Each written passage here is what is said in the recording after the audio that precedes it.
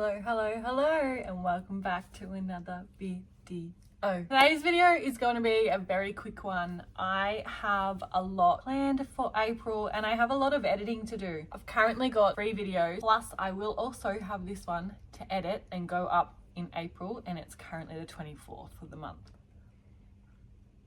One of them is actually being put on hold, so I'm guessing that that's going to be a May or June video now, and you will see why when it comes out. It is TBR jar time. We are going to be picking my May reads, and I can't believe that I'm saying May already. What? Today I have pre-picked the books before recording, so I still picked my prompts out of my jar and I actually picked the books off camera, so it is a little bit different. You won't see me actually physically picking them out, but they are all here ready to go. Now this over here, this pile of books here and this here is my current TBR. Oh, plus these books. Plus I also have a delivery from QBD coming, my last delivery for all my birthday gift cards. I think maybe 5 or 6 books coming in that delivery. Sorry. But I didn't buy them once, so like I said, it was all gift vouchers, so. Free books. I did calculate yesterday though that I do have 70 something books on my TBR. So I really need to focus on getting those numbers down. I do have quite a few themed videos that I am wanting to do. Initially I was going to do just a month of reading ACOTAR. I really want to read the Once Upon a Broken Heart series by Stephanie Garber, but everyone tells me that you need to read Caravel first, and I really want to read Caravel. All these series that I'm telling you of right now, I literally have all of the books here. They're all here, ready to go. I want to read all of ACOTAR. I want to read all of Caravel. I want to read all of Once Upon a Broken Heart. Then I want to start Lightlark. I've got Lightlark and Nightbane. I don't have the 3rd book because I can only find it anywhere in hardcover, and I'm not a hardcover girly. I'm paperback through and through. Yeah, I've also got Phantasma and Enchantra here. Throne of Glass here behind me as well. My focus this year is to get my TBR down and to also finish series that I'm in the middle of. So have all these series that I am currently in the middle of that I am really wanting to finish. For example, the Windy City series by Liz Tomford, Boys of Tommen, Chloe Walsh, got King of Sins by Anna Huang. I've read book 1, and I have the first book of a lot of other series that I want to read as well. So I've got Holding the Reins, which is the first book. I don't remember what the series is actually called, by Paisley Hope. Say You'll Remember Me by Abby Jimenez, which has just come out, and that's like 4th book in that like standalone interconnected series. The Deal, which is book 1 out of Off Campus. Got Consider Me, which is the first book in the Playing for Keeps series by Becca Matt. Also in the middle of the Eden series. I've read book 3, so I'm halfway through. There's 6 books in that series. Lots to get through. All these new releases are just like putting me off these things though, because I'm like, no, I have to read. Like currently I'm reading Fearless by Lauren Roberts. I literally got it yesterday and I'm like nearly halfway through. I just can't put it down. I'm so happy that the audiobook has come out at the same time, because it's just, if I can't physically sit down and read, that I've got it in my ears while I'm folding washing or cooking tea or driving to pick the kids up from daycare. So invested, and I've come up with a theory in my head as well that I've just kind of read and I'm like, hang on, like surely not, this can't be happening. I've got that, and I've got Wild and Wrangled by Lila Sage that I'm just like, I need to read these immediately. So it's the 24th of April today, and I'm currently on book number 7 because I've had some big chunky ones this month, but yeah, I'm on book number 7. My TBR for this month was 10 books. Fearless, which I'm reading right now, is the longest one, I'm pretty sure, but then there's Called Up by Liz Tomford, and that's kind of similar, but then I do have Wild and Wrangled, which is the shortest book, and then I've also got Out on a Limb by Hannah Bonham Young in there as well, but that one's going to be left to last just because that's starting another series as well, whereas when I'm reading Fearless and Wild and Wrangled, I'm finishing off 2 series there. But anyway, I've rambled enough. Let's just get into this video. Like I said, I have pre-picked the books that I am going to be reading this month off camera by using my TBR jar. I have chosen 9 books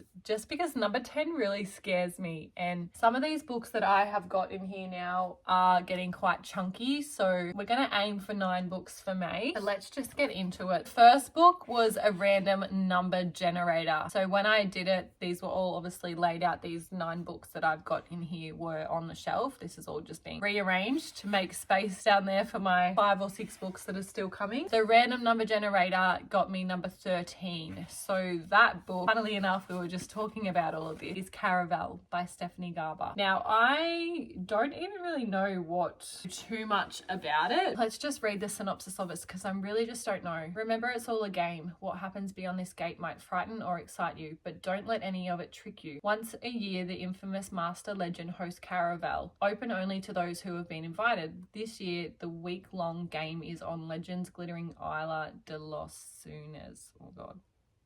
Where the winding streets are an elaborate snow-covered maze and the people are never who they seem. At midnight on the first day, the show begins and the visitors become players. Each of them is vying for the coveted prize, a single wish. All they must do is unravel the mystery of Caraval, but in a game where danger hides behind every charming smile, winning isn't without loss, and their wish might be their last. It's almost like Hunger Games and like even in Powerless, like Trials. Is that what this is kind of themed as? But it's like the circus?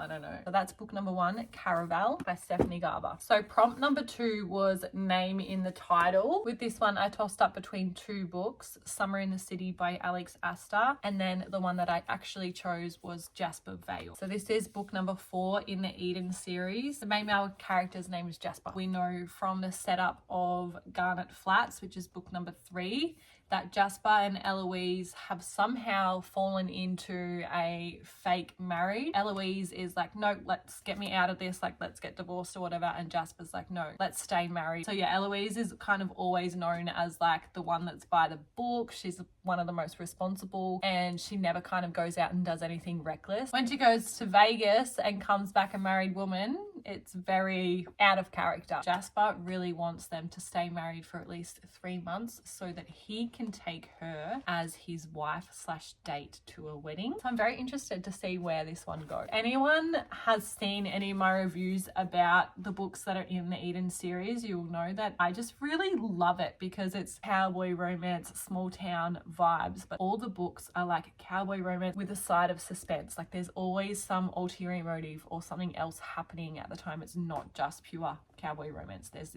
this element of suspense and surprise, like what's going to happen. So that's book number 2, Jasper Vale by Devney Perry. The next prompt that I got was a book by multiple authors. So with this one, I had 2 books to choose from. The book that I didn't choose was Never Never by Colleen Hoover and Taryn Fisher. But the book that I did decide to choose was Stay by Elle Kennedy and Serena Bowen. I've never heard anything about this book. Don't even know what kind of brought me to buying it, but I know that the main character in here is an ice hockey player, some sort of like online element. The main character, her name is Haley, and she's recently divorced. I think she has a bit of a crush on Matt, which is the main male character. He's the ice hockey player. There's some sort of virtual element. I don't know if it's like a chat group, whatever it is, but Matt asks to meet Haley face to face, so she freaks out. He is also going through a marriage breakdown. Anyway, I think this is just a story about 2 people coming from failed marriages, toxic relationships, and are very cautious, scared to open up again. And I think this is just going to hopefully be a beautiful story about those 2 people bonding over their experiences, going through their heartbreak together, and hopefully coming together. That's my guess. Anyway, like I said, I've never even really heard anything about this book or seen anyone talk about it. So that's book number 3. Prompt number 4 was a holiday related book. Now I only had 1 on my TBR. I was going to save it for Christmas time, but this is also a series that I really want to start, but I don't have the books for, but somehow I've ended up with the novella. And I don't know how that happened, but anyway, it's apparently like cowboy romance at Christmas time. Like it's a Christmas book with cowboy romance theme. It is a nice little short book as well, and it is Bouquets and Buckles by Elliot Rose. So I haven't heard too much about the novella itself. I don't think you have to read it in a certain order. I think it's just like an extra after the series is finished. So I'm hoping it doesn't spoil too much. It's only 174 pages, so it's nice and short, but it is just like a bonus novella. I just had a quick read in the back and it says that the order for this series is Tasting the Wild, then Braving Storm. Taming the Heart is apparently out this month, and then Saving the Rain, 4th book, is going to also come out late this year. literally says snow, whiskey, and one illicit night. So I'm expecting this to be spicy Christmas themed book, and it feels weird reading that in May, but I was going to save this for December, but the TBR jar wants what it wants, and I'm not mad with having 9 books and having one that I could literally read in a day. The next prompt was friend recommendations. So with this one, what I actually did was I sent a picture of my TBR shelf when it was how it was before I've taken these 9 books out. I got a friend to choose a book for me. I just said, Kate, can you please choose a book out of this for me to read? And it's so funny because the book that I ended up with is A Court of Mist and Fury by Sarah J. Maas, which is the second book in the ACOTAR series. And it's just so funny to me because another friend actually gifted this series to me. I have mixed emotions about wanting to start this one. Truly 90% of people I have asked have said that this one is their favorite from the series. Ever since I read A Court of Thorns and Roses, I have just been seeing spoilers for this book all over my TikTok, and I watch them. So I feel like I just know so many things that are going to happen, but I'm just going to have to try and read it and push through. I have mixed emotions because it's like, do we hate Tamlin? Do we not hate Tamlin? We don't love him, but we still like. I don't know. I'm intrigued to see what my thoughts will be after I read this one. That is book 5. Prompt number 6 was a title that starts with the. So I had 3 options for this prompt. Option 1 was The Let Them Theory. Option 2 was The Love of My Afterlife by Kirsty Greenwood. I didn't choose these ones. I'm just not there. I'm not there to be. I have so many other books that I want to read before I go and read self-development. Don't know why, but I keep avoiding this one. Wink, wink, nudge, nudge, if you clued on to something that I said at the start of this video. But the book that I did choose was The 7-Year Slip by Ashley Poston. Now, I have read A Novel Love Story, which is right here, and I have mixed reviews. I feel like that book was so hype, but then again, everyone also raves about The 7-Year Slip. Don't get me wrong, I did like her writing, just the plot of that book, I was like, and the ending was just so rushed. I didn't love it. Everyone raves about this book, so I am intrigued to see what I think about it, and it's a nice short one, so that's good. This one is 6 months ago, Clementine West had the worst day of her life, so she came up with a plan to keep her heart safe. Stay busy, work hard, take no risks, and it's been working. That is until one day she finds a strange man standing in her kitchen. A man with kind eyes, a crooked smile, and a recipe for the perfect lemon meringue pie. The kind of man that before everything she could have fallen for. He's perfect, but for one thing, he lives in the past, 7 years ago to be exact. Wait, is he a ghost? I'm not ready for ghost books. This should be impossible, but Clementine used to love impossible things, and maybe, just maybe, she will again. Is he a ghost? Wow, I have really mixed emotions about that. It says right place, wrong time. The 7-year slip. So is she going back in time and this person's not really there? Is he a ghost? I'm intrigued, but also I don't want to be reading a book about ghosts. Book number 1, 2, 3, 4, 5. Book number 6, The 7-Year Slip by Ashley Poston. Prompt number 7 was a book with a purple cover. You're probably looking and you can see a lot of purple, but a lot of these books I moved onto this shelf after I picked out the books for this month. Books that I could have picked were King of Pride by Anna Huang, Play Along by Liz Tomford, they weren't there, Spiral by Belle Cabra, The Striker by Anna Huang, which I am putting off because I've obviously got a whole series here to read of her first. I want to finish that series before I go and pick up another book from her. Never Never by Colleen Hoover and Taryn Fisher could have been on there as well. So I had a lot kind of to choose from for this prompt, but I just want to get through Boys of Tommen before the next book comes out, because why do I feel like it comes out in May or June or something really soon? So I picked up Taming 7 by Chloe Walt. This is Gibbsy and Claire's story. I'm really excited to read this, but I have heard mixed reviews about this. But books 1 and 2 were following Johnny and Shannon.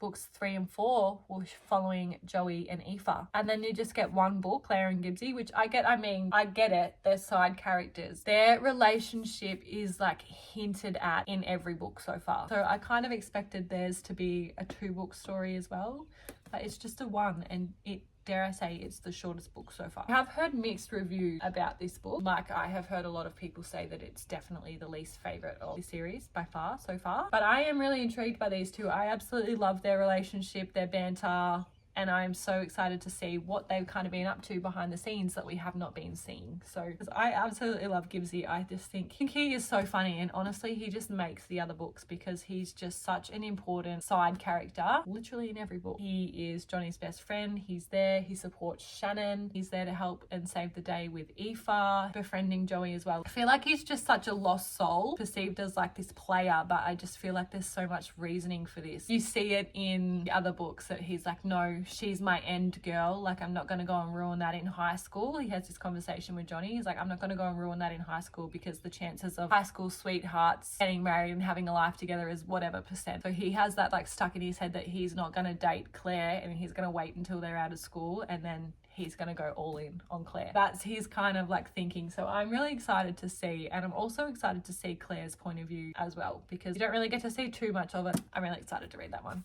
So that's book number 7, naming 7. Prompt number 8 was a book with a black cover, which I had a few. I've got Lightla, again, Never Never by Colleen Hoover and Taryn Fisher could have come into that one. I've got a couple more black ones down here, but they're irrelevant because they're second books in a series and I'm yet to read the first. Quicksilver, When the Moon Hatched by Sarah A. Parker, but I ended up choosing Phantasma by Kaylee Smith. Very out of my comfort zone. I have never read dark romance before, and this, again, it's going to be a bit of a kind of themed month because it's like a game, it's like a challenge like Caraval. So I'm very interested to see where this is going to go and how I feel about it, because a lot of people just rave about this book. A bit scared to start it because everyone really likes it, and they'll be scared that I don't. This is epitome of judging a book by its cover. If I saw this, I would just skip past it. If I hadn't heard things about this, I would just walk past it. I would not even think. The back of this just sounds so good. So, welcome to Phantasma. There are only 2 rules to the game: stay alive and don't fall in love. When Ophelia's sister disappears, there is only one way to save her. Ophelia must enter Phantasma, a deadly contest inside a haunted mansion, and claim its prize, a single. Same thing.